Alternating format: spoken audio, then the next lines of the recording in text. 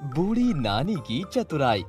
गर्मी की छुट्टी जैसे ही हुई कि बच्चों को नानी की याद आई।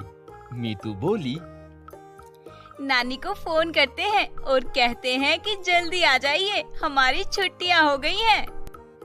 मनु बोला, मीतू नानी अकेले नहीं आ सकती हैं, उनकी आँख का ऑपरेशन हुआ है, इसीलिए हम दोनों चलते हैं, नानी को लेकर आते हैं। माँ, हम दोनों नानी को ले आए। नहीं बच्चों, तुम अभी बहुत छोटे हो, रास्ते में बड़े खूंखार जानवर हैं, तुम्हारा जाना ठीक नहीं है, नानी अपने आप आ जाएंगी। नानी ने बच्चों के लिए खूब सारे पकवान बनाए और ढेर सारे खिलौने ले लिए और चल दी बेटी के घर बच्चों से मिलने। नानी लाठी टेकती हुई आगे बढ़ती जा रही थी और गाती जा रही थी।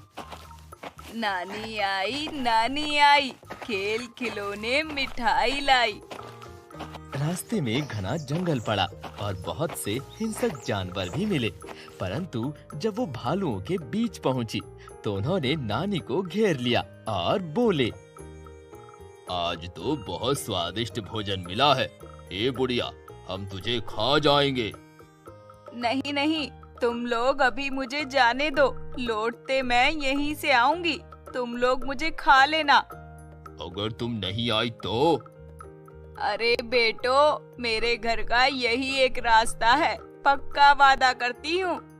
अच्छा जाओ, पर लौटते में हम तुम्हें नहीं छोड़ेंगे।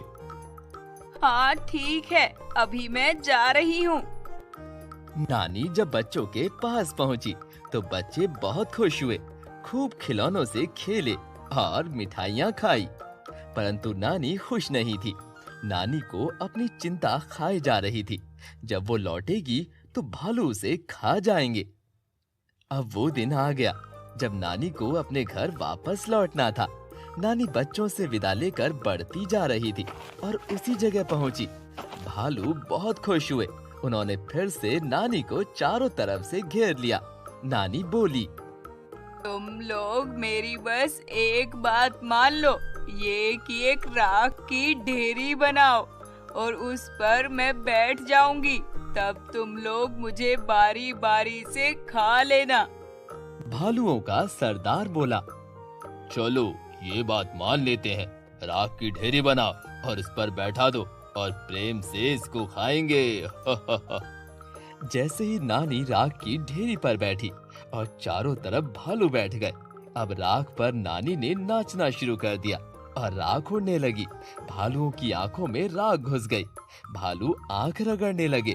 जैसे ही ये लोग आंख रगड़ने में लग गए, तभी नानी मौका देखकर भाग गई।